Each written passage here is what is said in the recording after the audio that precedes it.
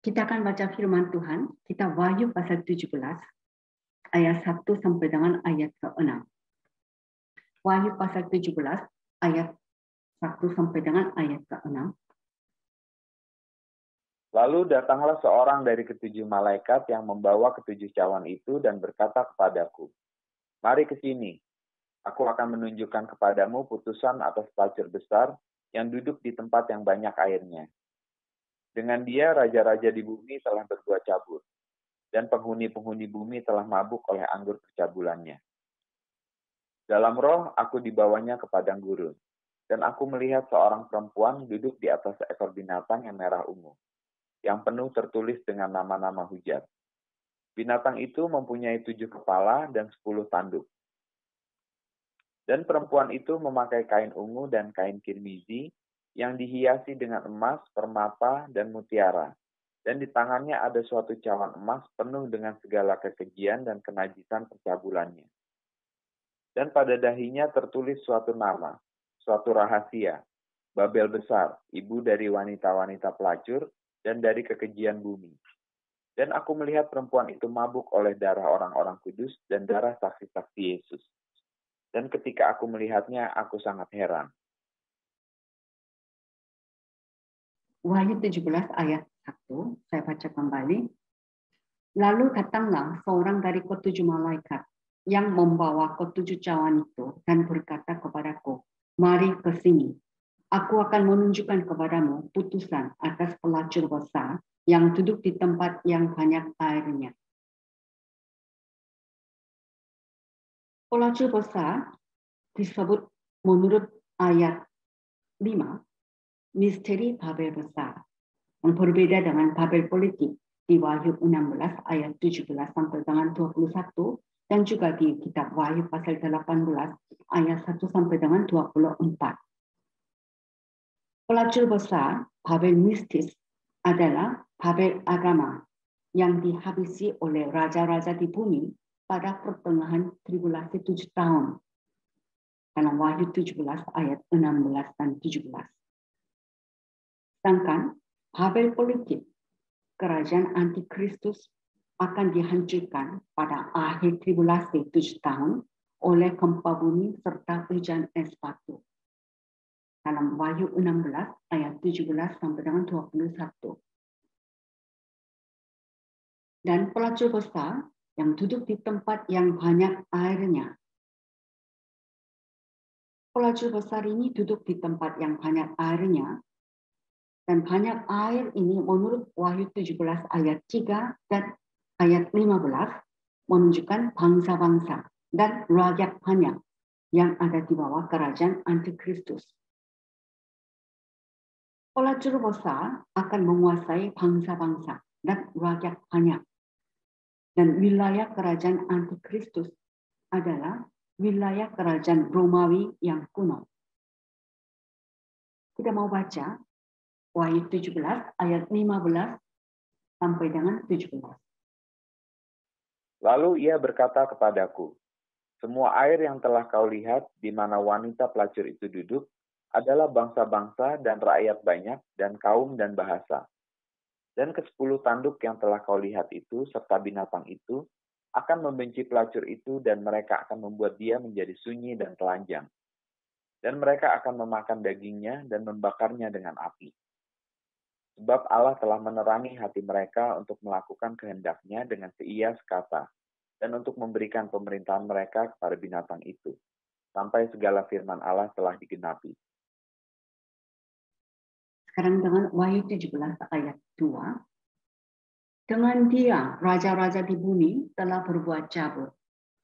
Dan penghuni-penghuni bumi telah mabuk oleh anggur percabulannya. Katakan dengan dia, raja-raja di bumi telah berbuat cabul. Dengan dia, pelacur besar yang duduk di tempat yang banyak airnya telah berbuat cabul dengan raja-raja di bumi. Dan juga membuat penghuni-penghuni di bumi mabuk oleh percabulannya. Bagaimana pelacur besar berbuat cabul? Paus Gereja Katolik Roma memiliki pengaruh besar dalam wadah PBB. Dan melalui PBB menyebarluaskan homoseksualitas. Juga, Gereja Katolik Roma berusaha mempersatukan semua gereja Protestan, termasuk Gereja Pentakosta, melalui WCC, Dewan Gereja-Gereja Sedunia, dan WEA, Aliansi Injili Sedunia.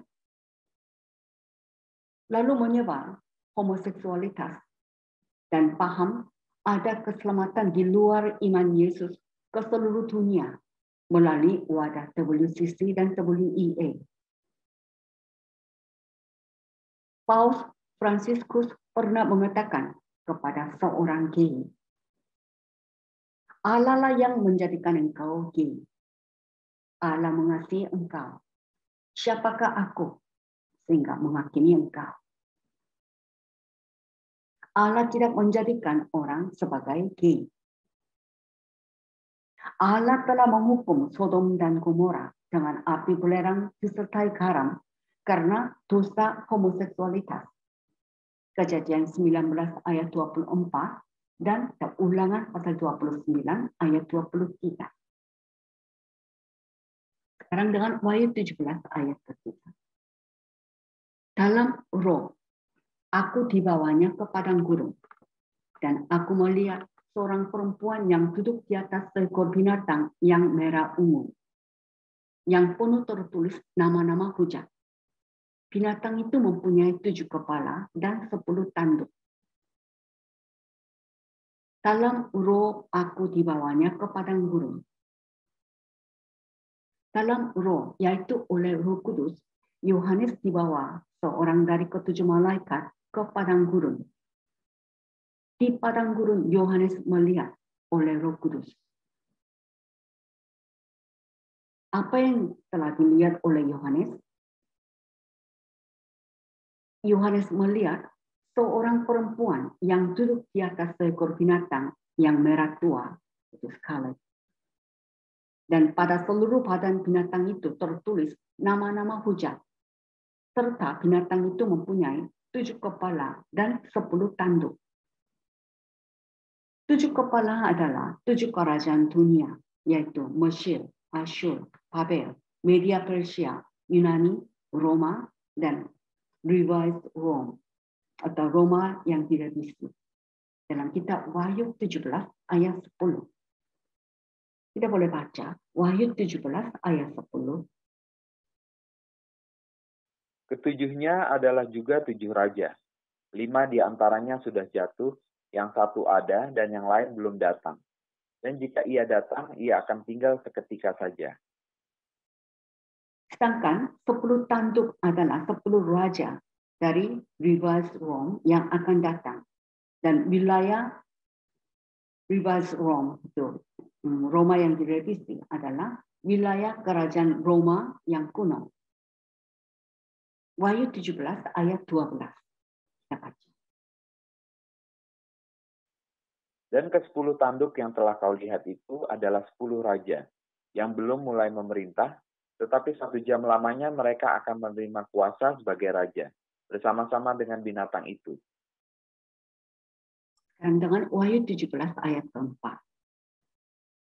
Perempuan itu memakai kain ungu dan kain kirmisi yang dihiasi dengan emas, permata, dan mutiara.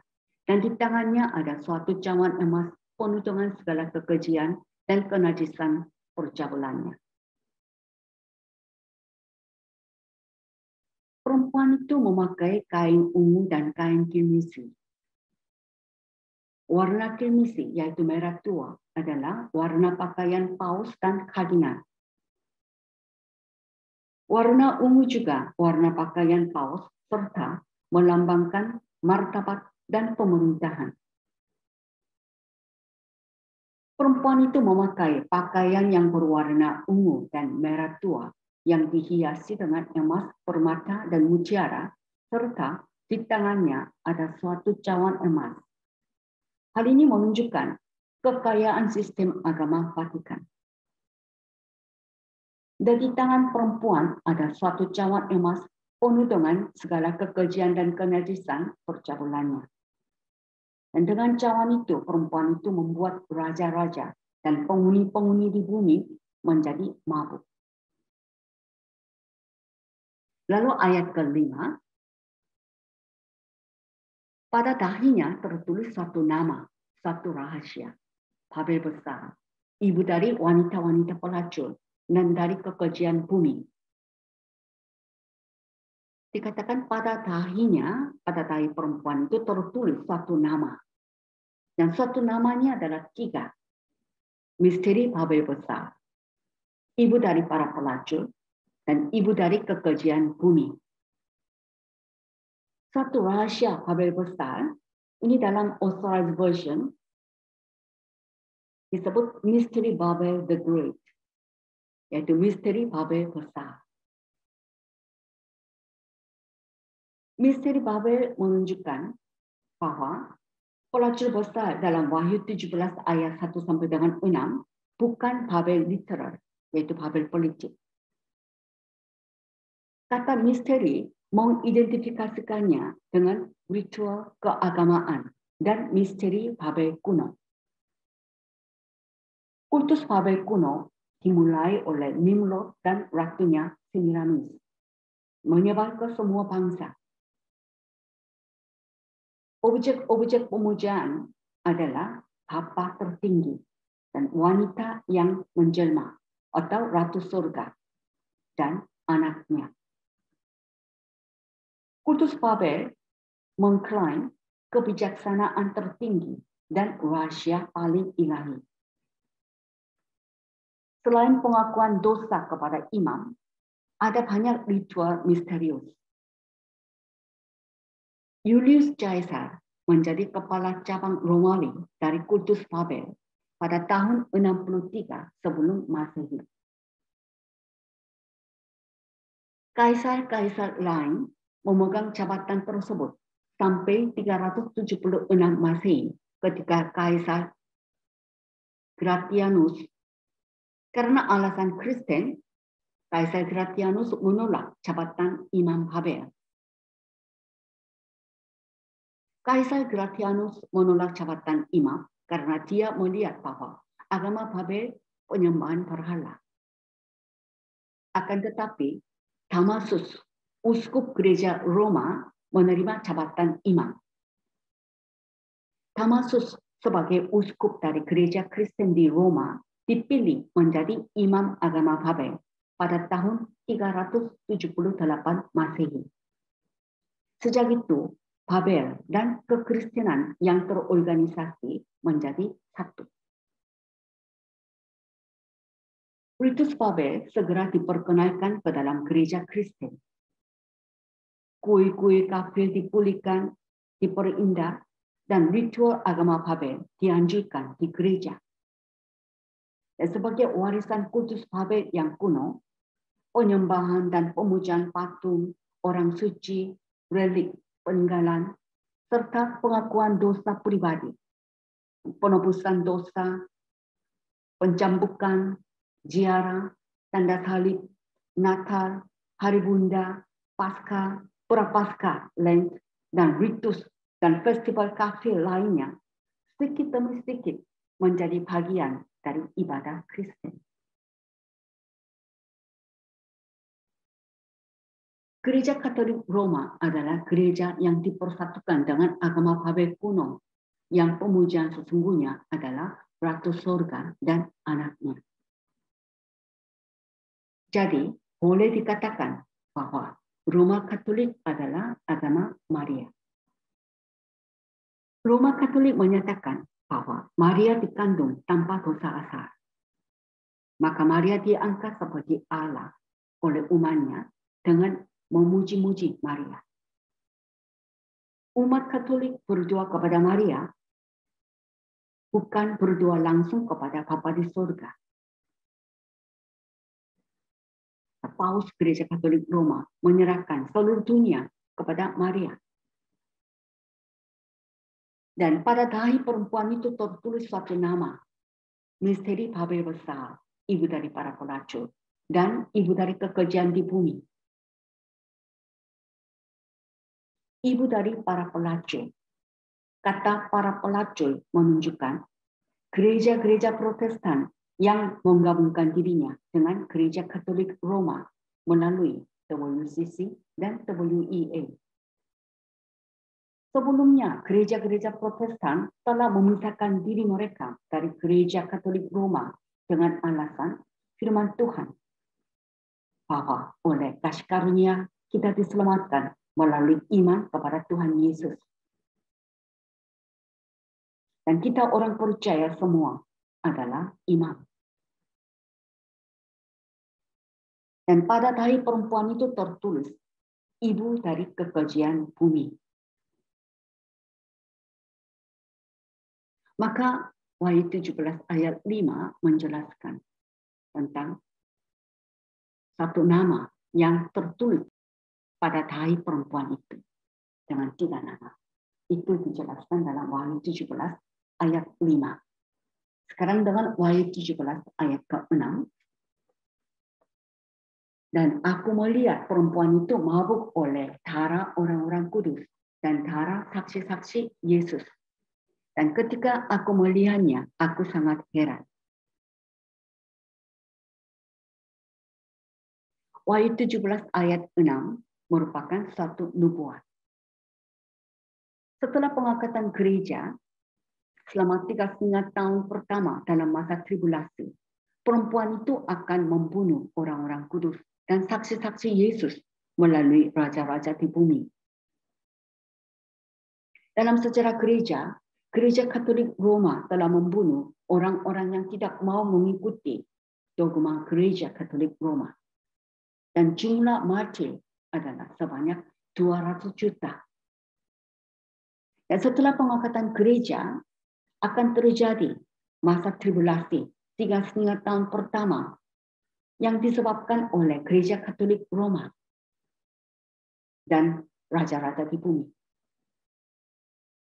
Kemudian selama 3,5 tahun kedua dalam masa tribulasi akan terjadi penganiayaan besar terhadap orang-orang kudus dan saksi-saksi Yesus oleh antikristus dan raja-raja di bumi. Maka ayat 6 sebagai nubuat berkata bahwa perempuan itu mabuk oleh darah orang-orang kudus dan darah saksi-saksi Yesus. Hal ini akan terjadi dengan pasti. Karena ini nubuat dalam kitab suci. Alangkah baiknya dan adalah jauh lebih baik kita sekarang bersaksi dengan sungguh-sungguh akan firman Allah dan nama Yesus. Lalu diangkat sebelum masa tribulasi 7 tahun daripada ditinggal dalam masa tribulasi sehingga dianiaya atau dibunuh. Tuhan menerangi mata rohani kita sehingga kita bisa membedakan zaman ini. Guna kita tidak mengikuti arus zaman dunia yang sedang terjadi. Haleluya.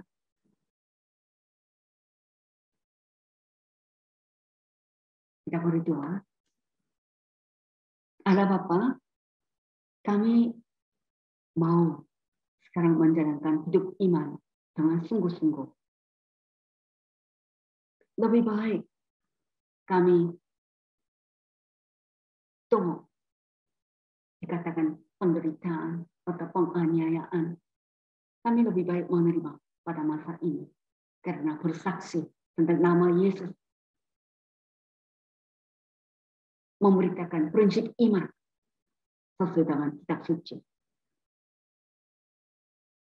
Daripada setelah pengangkatan gereja terjadi, kami dibunuh menjadi martir dalam masa tribulasi. Alkitab bernubuat akan datang masa tribulasi. Tribulasi biasa.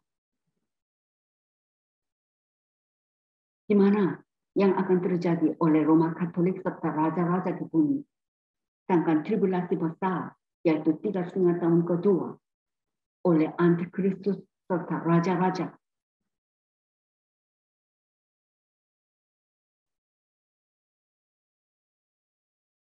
bagaimanapun akan datang masa tribulasi. Kami mau sekarang berapi-api dalam hidup iman. Kami mau beritakan bahwa tidak ada keselamatan di luar iman Yesus. Dan homoseksualiti adalah dosa yang dibenci oleh Tuhan, yang akan dihukum oleh api neraka. Kami mau memberitakan, sehingga kami boleh mengikuti dalam kelompok kebangkitan pertama, yaitu pengangkatan di udara. Culikkanlah mata rohani kami. Mata kami diterangi oleh kebenaran firman Tuhan, sehingga kami bisa membedakan zaman, serta kami boleh mempersiapkan diri kami untuk menghadapi